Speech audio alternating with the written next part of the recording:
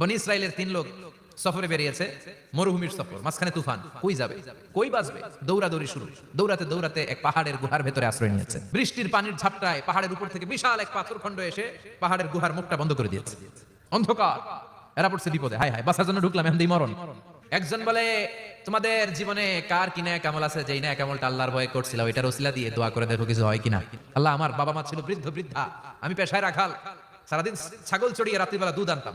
একদিন গভীর রাতে এসে দেখি আব্বা আম্মা ঘুমায়, দুধের বাটি নিয়ে আব্বা আম্মার মাথার সামনে দাঁড়িয়ে রইলাম, ফজর পর্যন্ত দাঁড়িয়ে রইলাম।